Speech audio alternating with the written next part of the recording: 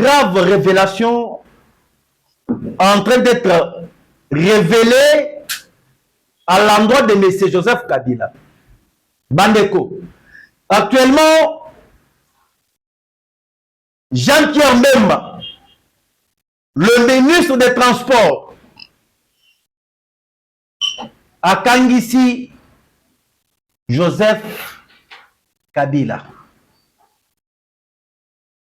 Ça, c'est notre deuxième partie de notre magazine. Je vous avais déjà montré que Tozo le capé va preuve nous sous pour que toi annexé n'a pas information au biso Tozala qui n'est concernant la société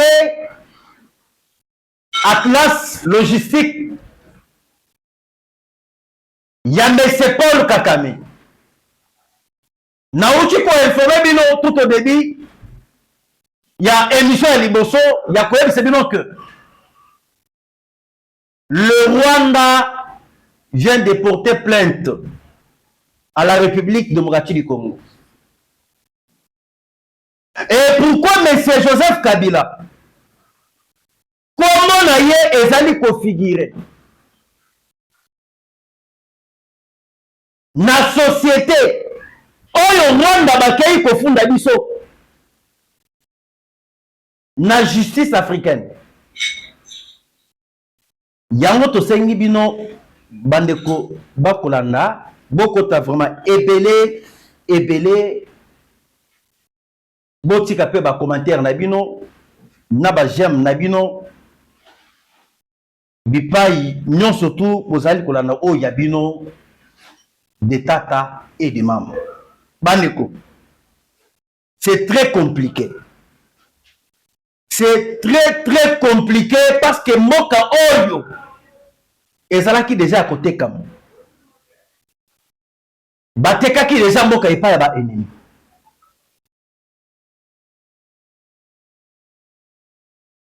Après avoir révélé une société, il y a Paul Kakame Oyo et Banda qui lié, il y a qu'à gérer tout logistique. Nakacha RDC. Et M. Kabila vient d'être cloué par Jean-Pierre Mbemba.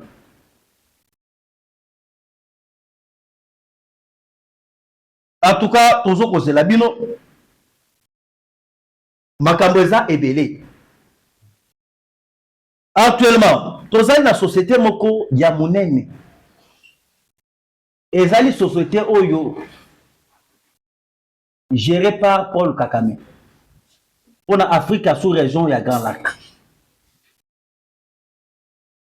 Société qui est contrôlée par Kabila.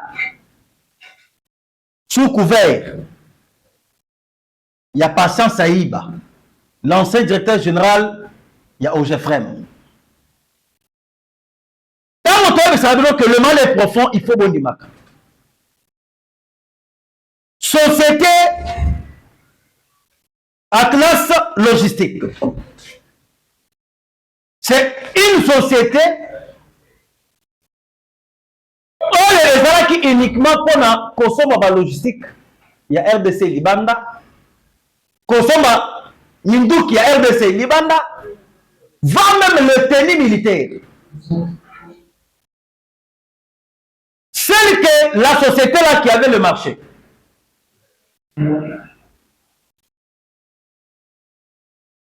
Ata kosomba tonga ya pamba oyo bakamata ki société wana bapesaki ba privilège nyonso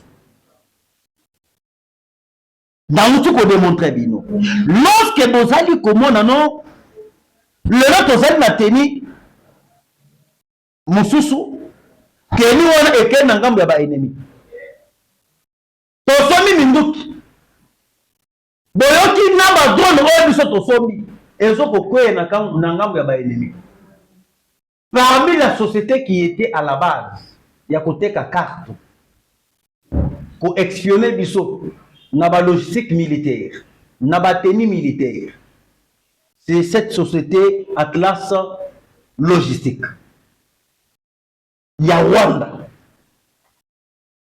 Tozali quoi pour que tu révèles bino makambo ebimi. Joseph Kabila. Avant que Toko Makuna, nous avons confère qu'on découvrir société où on a dit Yabarwandé. C'est Jean-Pierre Mbemba. Moi, je suis Jean-Pierre Mbemba, il y a eu pour découvrir. Tant que ministre de transport, il y a eu pour découvrir. On m'a dit port, non surtout il y a Kabila. Il signé un contrat dans la société Wana. Atlas Logistique. Babato. Oyo ebandaki kouta na Kenya. Babato. Oyo ebandaki kouta na kati ya Uganda. Ezali koyena ba marchandise. Na port ya Monsieur Joseph Kabila. Ezala na mabongo oyo ezali na Kinshasa. Ezala mabongo oyo ezali na ba province.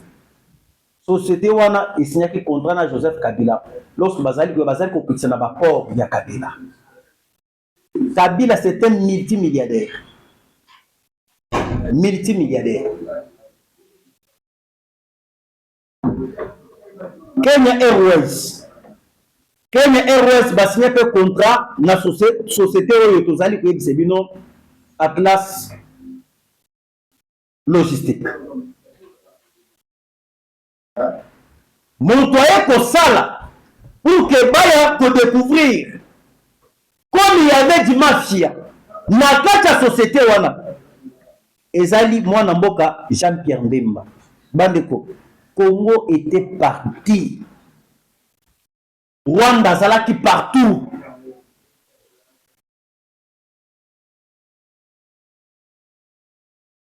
Ezali société et bandaki kotala Congo na ba secteur nyonso. Ata biloko ya présidence kaka société wana. Ata balobé que non ezali peut-être gouvernement Congo la zali ko commander tenir ya ba policier kaka société wana.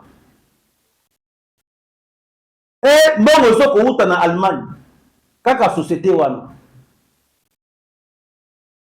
Celui qui était à la tête, c'était un Rwandais. Ah, Bisoto Salani. Kanambe, Bisoto Salani. Après, Abimi, Azore pour qu'il a sauvé les Congolais. Après, il concerne les Congolais, il faut appuyer. Et on va l'appuyer sur base de quoi? Et par rapport à quoi? Boyo Kabandiko. Atlas Logistique, Joseph Kabila et Kagame traduit la RDC en justice. Le contrat Atlas Logistique révèle comment le régime de Kabila a vendu notre frère au Rwanda grâce à M. Patient Saïba. Kigali contrôlait tout ce qui entrait par l'est de la RDC. Et là, que nous, surtout, on a dit qu'on a est, on a dit nord Kivu, sud Kivu. Et ça qui contrôlé par Kigali. Et ça la Ituri, et ça la Katanga, et ça la Kisangani. Nous, surtout, et ça qui contrôlé par Kigali. Et ça la Kasaï oriental, et ça la Bandundu. Nous, surtout, et ça qui contrôlé par Kigali. Mais qui l'a facilité, c'est M. Joseph Kabila. Yango Boyoki, Mwana Mboka Diarman, Jean-Pierre Mbemba, vient de décider. Aouti Kokata contrat.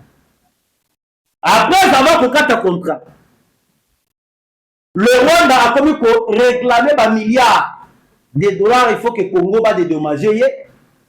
Il faut que Congo baka matambongo bafutaye. Yango bouti koloka. République du Rwanda. Bouti ko saisir la justice africaine na Kenya. Avec cet objectif, Bisoto Sambanaye Nandenge Tokati contrat avec cette société. On a commis devant morceau dire. Bon, on dit maintenant comment les effets des sanctions américaines, comment ça produit des frais.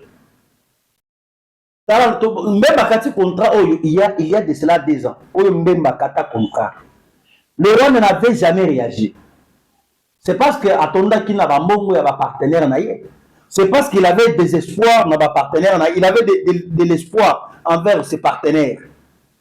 Mais après avoir passé 2 ans, sanctionné par les États-Unis, le Rwanda a tombé dans la qui s'est porté plainte pour la société. Kagame patron de la société, Joseph Kabila actionnaire.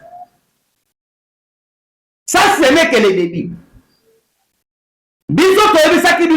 Chaque chose a son temps. Moi, j'ai toujours dit que ne pas soutenir le président Félix Tshisekedi, c'est trahir la nation. Ce qui Tshisekedi a à la tête, n'a pouvoir. Tolinga qui tué la vérité au luté. Comme Tshisekedi a dit moi Namboka, comme Tshisekedi a dit fils du pays, toye tué la vérité. Et le lot est ici du nom. Hein? Mon goût a commis la difficulté. Le lot a commis Kosenga, pardon. Et pardon, a commis Kosenga, bazali Kosenga pour que Balimbi Sabango. Cela veut dire, bato oyo babomi peuple makila etangi. Totala makamuna bango nyonso wana tutango na se. Tolimisa bango. Chaque personne va répondre à ses actes. Va répondre à ses actes. Surtout dans sa vie, c'est une autre pour tomber à l'endroit de Joseph Kabila. Bon, mon yango va se quitter. Bon, mon yango va théâtre. Parce que ce qui est à la théâtre, Kabila n'a jamais a composé collectif avocat naye atinda bango aux États-Unis. Namini to ndenge tozo koyebisa bino awa. Atindi collectif yaba avocat naye à l'extérieur aux États-Unis. Kabila est allé recruter les avocats sud-africains. Kabila est allé recruter les avocats kenyans. Kabila a recruté des avocats qatariens. Avec un souci majeur. Les sanctions américaines. Pourquoi? Parce qu'actuellement, il a déjà tout perdu. Et le gouvernement congolais a facilité les États-Unis. Il y a pour répertorier plusieurs sociétés à Kabila na Congo, plusieurs sociétés à Kabila na Afrique. Ça vient de tomber, la dame de la Tanzanie, Madame Soula, Yépe Alobi, elle est prête. Elle est prête. Il y a coupé sa liste. Il y a des sociétés non surtout au Kabila Azali na yango na kata Tanzanie.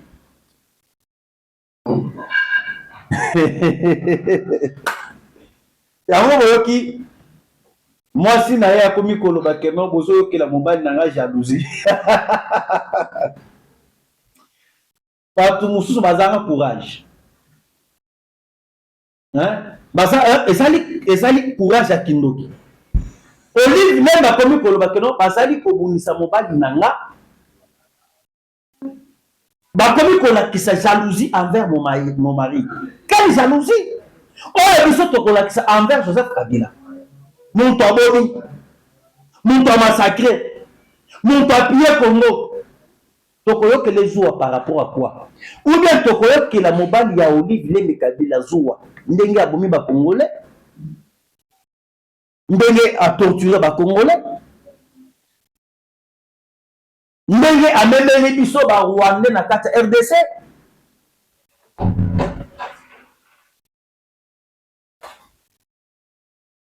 Ngai na lobaki dis toujours que le Congo n'est pas à vendre.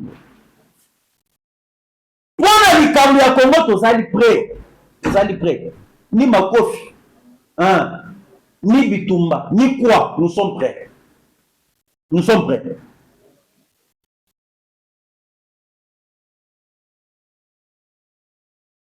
Le temps où vous commis Koyoka Rwanda commis Kokende ko porter Congo plainte. Et tant que ça lui soit makambo belé. Parce que bah il dit que au moment actuel, sur le plan économique, Rwanda est en train de s'effondrer. Et en plus, selon l'investigation où les Américains ambassades, parmi la personne qui soutenait le Rwanda sur le plan financier pour soutenir le mouvement du M23 à 60%, c'était Joseph Kabila. Parce que l'Union européenne n'a pas de contrat. Aide humanitaire et il y a des sous-soutenir. Mais comme Kabila a qui n'a pas milliards, Oyo Ayibi, Abana qui maintenant pour financer les Rwandais. Lorsque on vous parle que Kabila Zala qui n'a pas société Beleza, ce n'est pas une mince affaire. Kabila Zala n'a pas société Mokili Mobimba. Mokili Mobimba. Mais un peuple pauvre. Na Qatar, il a des sociétés. Na Arabie Saoudite, il a pas société. Na Afrique du Sud, il a des sociétés. Na Nigérian, Azali n'a pas société. Imaginez-vous Kabila compte dans son compte bancaire 53 milliards de dollars. Oui, vous allez reconnaître. Mais ceux qui ont allé dans compte bancaire, Moussoussou, a tiré dans Congo 6 fois. Moi, je n'ai pas. Compte bancaire, Moussoussou, a tiré dans Congo Jeannette Kabila. Compte bancaire, Moussoussou, a tiré dans Congo Zoé Kabila. Dernièrement, je viens de vous annoncer le petit frère propre de Kabila. Oyo azalaki traqué aux États-Unis. Yépe azalaki parmi bato basali ko garder tous les biens ya Kabila, ba immeuble, ba hôtel na Californie, na Mexique, na Texas. Yépe ba outi ko repéré par les États-Unis. Tous les biens ya Kabila oyo ezalaki na kata États-Unis, ba hôtel, ba nini ezali déjà bloqué.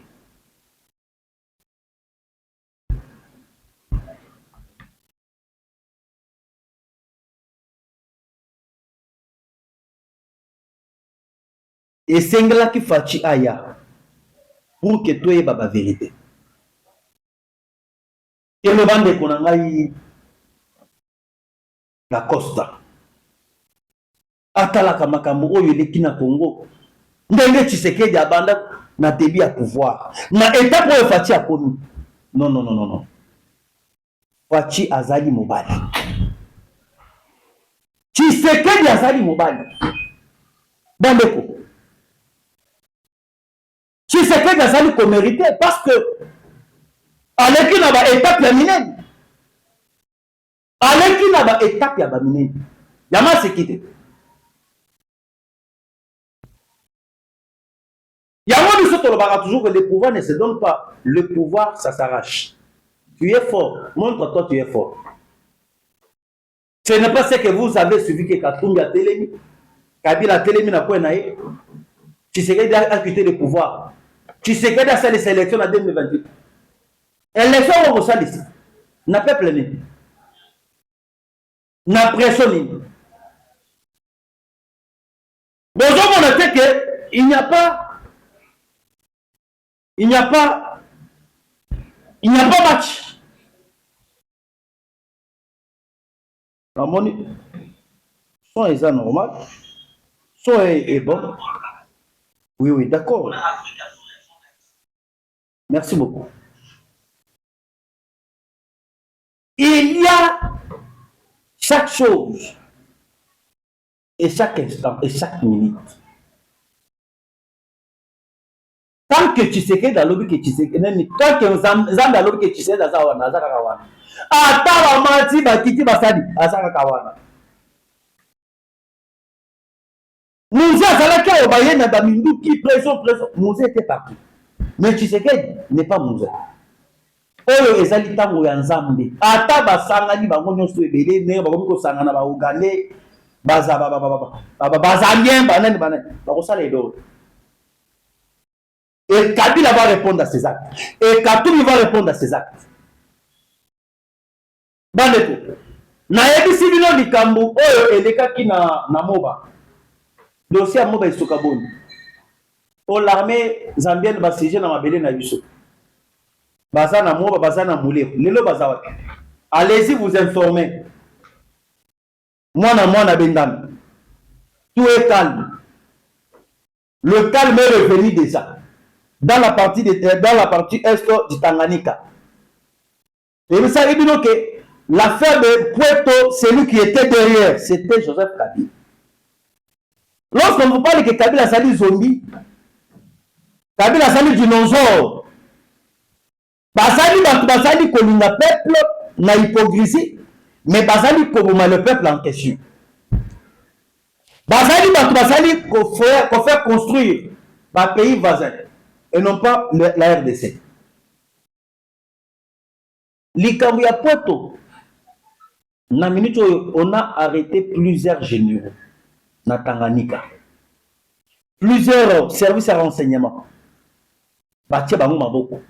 Et parmi bato bauti kokanga na Tanganyika, je vous informe. C'était des gens qui étaient complices avec Joseph Kabila. Likambo ya Tanganyika, on avait déjà installé des Rwandais au sein ya Tanganyika. Oyo bakendaki kozwa mabele ya Puerto. Ce n'est pas que nos amis à côté na pas na biso ba côté ba massacrer biso ba côté ba violer ba frontière. Non. Likambo ya Tanganyika, je vous informe et je tiens à revenir sur ça. Na Tanganyika bandeko bakamataki ba tenue militaire. Bake ko faire porter ba milice au Tobingi l'armée rwandaise. Oyo bakotaki déjà na Tanganyika. Et tous ces gens là bautaki wapi? Bautaki na résistance ya Joseph Kabila oyo ezali na Puerto. Balatisi bango en complicité avec quelques généraux et quelques colonels oyo bazali kuna. Bango ne basala salaki ba facilitaki bango bakoka ko siéger na Puerto. Alika moko ya munene te oyo bino boyoki ki sanction oyo États-Unis a imposé Kabila. Lokola likambo ya Zambie te. Moi likambo ya Zambie oyo boyoki pena que Kabila akamati teni apesi bato na ye na kati ya Puerto bake ko siéger. C'est un problème sérieux oyo boyoki les États-Unis bazali na kanda ba sanctionner Joseph Kabila. Pourquoi? Parce que Kabila avait voulu piétiner projet Yalobito. Projet Oyo, to signé entre les États-Unis, l'Angola, la Zambie et la RDC. C'est un projet ferroviaire. Cela veut dire minerai à Zambie et pour les cas à partir de RDC. À partir de RDC, ils ont traversé vers l'Angola. Vers l'Angola, et continue à port, il y a Angola, bateau et outil aux États-Unis, bateau maintenant minéré na bateau aux États-Unis, babimi angoti na kata autobingi les États-Unis d'Amérique. Comme Kabila Azalak en complice avec Paul Kagame, Kagame Azalé Moutouaba européen, ils ont voulu atteindre directement les points focaux. Les points focaux, c'est quoi? C'est toucher les Calémie. Une fois touché Calémie, c'est toucher déjà les restes de province. Automatiquement, le projet où les États-Unis vont aller dans Yango. Et comme ça, les mater, et va empêcher Yango, et va revenir dans la mafia. Yango, c'est qui a poussé les États-Unis à sanctionner Joseph Kabila. Les Kambouya Monene et Zalika Likambo, Bino Boyoki Kenon, l'armée zambienne va siéger na Puerto. Comme preuve, regardez, va siéger lundi, mardi, mercredi, Joseph Kabila sanctionné par les Américains. Et ma minute, parmi les cibles, les Américains vont cibler comme un pion moteur. Il y a bateau qui soutenir la rébellion et la continuer dans le Congo. Parmi les pions moteurs, on va aider l'Union européenne va avancer, va toujours au pays minier au Congo. C'est Kabila, c'est Katumbi. Alors, il faut maintenant neutraliser le mandat d'arrêt est à calamité. Et mandat d'arrêt est à Tokokabolet. Biso Tokangi Katumbi to récupérer bien naïe. Les États-Unis bakangi Joseph Kabila. Biso pe Tokangi pe Nanga. Tokaboy, Tokangi pe Banana, nous on répondre à acte na bango. C'est très compliqué. En tout cas, bande kotozali ko senga bino bo télévision ba j'aime ya bino ipa union surtout bozali ko la biso. Et le balobi ba mati ba kiti ba sali bo ba yebi déjà que changement processus salé. Est-ce que vous êtes informé que les États-Unis appellent déjà approbation à ce qui concerne le changement de la constitution de la RDC? Les États-Unis viennent d'annoncer dans les camotés les changements de la constitution.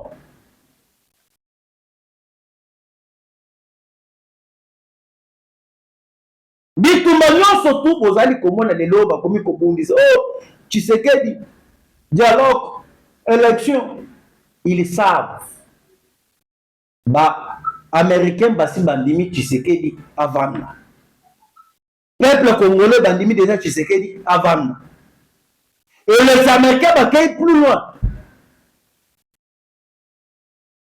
il y a Corée de sa fatigue changer bon nengo ligne.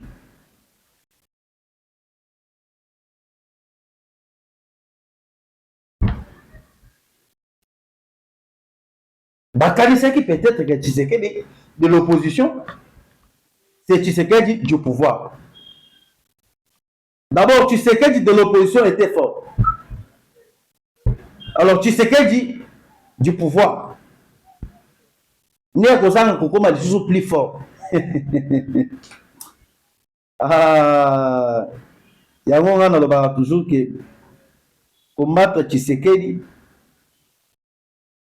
c'est combattre la nation. Moka oyo infiltration est là qui partout pas possible. Token na armée infiltration, na gouvernement infiltration, na ba service à renseignement infiltration. Token na deuxième infiltration. Na kati ba entreprise à l'état infiltration. Maintenant tu sais que jaï, regardez comme ko sokola malembe. Infiltration oyo basali pendant 30 ans. Et aussi la tête dans 7 ans. Dans 7 ans, et aussi la tête. Ça doit nous prendre encore du temps. Et c'est le temps que tu sais que de 50 ans. Sauf qu'il y a 50 ans, et tu as eu au mot. Ton père, ça fait 50 ans. Et lorsque ton père, ça fait 50 ans, et ça doit nous faciliter. Ça doit faciliter tous les peuples. Il y a que tout se débarrasser. Naboumu, Oyo, Yaba, Rwandais. Oyo, Bazoa, Kibiso, en otage. Bon, on a fait. Biso tozolinga tolo na bomu ya Rwandais. Paul Kagame azolo de bokolongote, tozaka na bino. Il cherche toujours partout comment mettre des stratégies, comment toujours Congo dépendre pas na bango. Et cette fois-ci ça ne passera pas. Et pour les cater na tout oyo. Et parmi les marionnettes, oyo bango ba bandaki ko soutenir pour que bango soit Congo ezala na bomu ya bango. C'était les Katumbi, les Kabila, les Nyarugabo.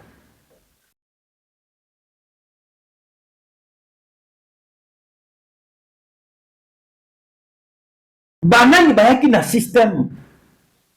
Il y a 26 provinces. N'est-ce pas que Zali bango? Est-ce que biso ba Congolais tu ebaki makambo ya ba 26 provinces? Tu ebaki ya ngote. Tu ekoyeba makambo ya ba 26 provinces lorsque bango baye na régime na bango. Lorsque bayaki na rébellion, lorsque bayaki na plan na bango ya balkanisation. Tant que tozoloba que le Congo était déjà balkanisé mais On ne vous flatte pas. Babanda qui malem. Comment le monde a 11 provinces, Togo a 26 provinces. Le 26 provinces sont en Togo. Est-ce que les Congolais vont d'accord? Est-ce que Togo est un référendum? Et là qui prend la bango, Togo n'a 26 provinces, Togo n'a bongo, Togo n'a pas province, vous savez, au dépend des pas Rwanda. Le reste province, on a Togo, on a malem.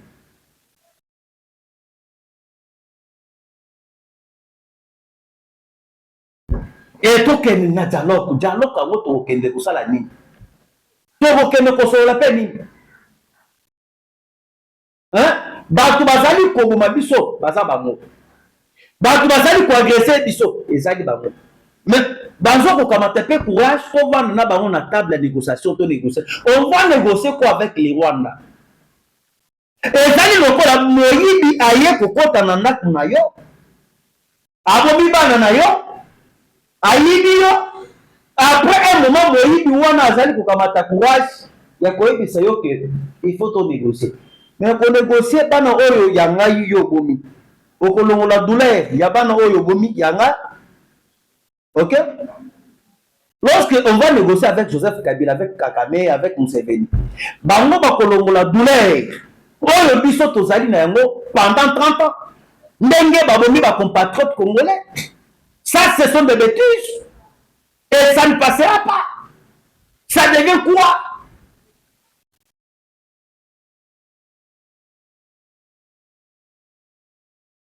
C'est très compliqué.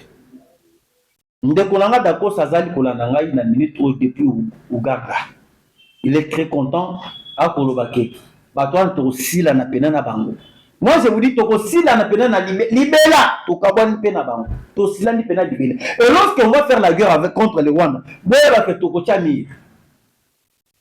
Tochamir entre la frontière, il y a Rwanda et la RDC. Tochamir na frontière RDC et l'Ouganda. Tout le monde n'est pas pour y payer des sous. Il y a des titolo que non, il a des minéraux. Votre la score de l'eau. Na Rwanda, il n'y a pas de minéraux. Minéraux et Kauki. Minéraux et Kauki. Et je vous dis actuellement, crise de salami dans le monde. Crise de salami à Kosakanate. Il n'y a pas du coltan en France. En Allemagne, il n'y a pas de l'Iran. Par contre, il y a minéré na torche. Et depuis que le chef de l'État a ordonné, plus question que minéré et bimana Congo. Jusqu'à la nouvelle ordre. Et Belé va se sentir dans la difficulté. Actuellement, la société est belée en Allemagne et Kangi. La société est belée en France et Kangi. Moi-même, la société est belée en Chine et Kangi. À cause de la minérée. Il y a un moment des Américains, jusqu'à présent, Babani n'a d'abord Makamoute. Mokolo va combattre ce baso banda Makamukalani. Et Makambazo banda, Ezali Makambouadi. M23 va se retirer les États-Unis, va s'installer, va installer des matériaux, va installer la société na bango. Il peut bandi, mandat liboso Fatife bandi. C'est pour ça que parmi les pays favorables, les pays qui ont eu à soutenir le chef pour la minérée, c'est les États-Unis d'Amérique. Tout le monde soit dans la grande puissance, soit notre comme moi, Chine, Iran, et Russie, et la France, la Grande-Bretagne. Bazoko potana na minute. Bazoko potana maintenant pas les États-Unis marchaient sur le minerai. Tant bazoko que beaucoup d'États et salemi boy, batanta et salemi boy, rebelle ba salemi boy. Bazana posa maintenant bazo peu moins et si ka ya kobatama. Pas va nous attendre quelque chose. Vous n'avez pas suivi Fachi hier dans la conférence de presse. Regardez l'attitude du président Félix. En s'exprimant devant les journalistes, ça doit vous interpeller beaucoup de choses. Pour le Bayafati devant les journalistes, il a été posé. C'est un signe qui démontre que Batouane Bazali fragilisé. On sent que Moutouazan a un problème, il est abattu. Beaucoup de monde par rapport, il y a un geste naïe et par rapport à la réaction à elle. Mais Tshisekedi était calme, il parle posé devant les journalistes comme s'il n'y a pas un problème. Lorsque Katumbi na ba Kabunda na ba Francine Muyumba zali koputana bazo koputana au peuple to bimisa peuple na balabala to kosala boy Tshisekedi azo kotala kaka bango très posé, très posé. Il faut que mieba. Alors il faut que tu gardes motema mabe. Motema mabe efutaka te. Bo sepelaka parce que ezali tout ya faci. Ya bino pe koya. Mais ya bino pour que ya, il faut tobeta 100 ans. Nde ya bino nde koya.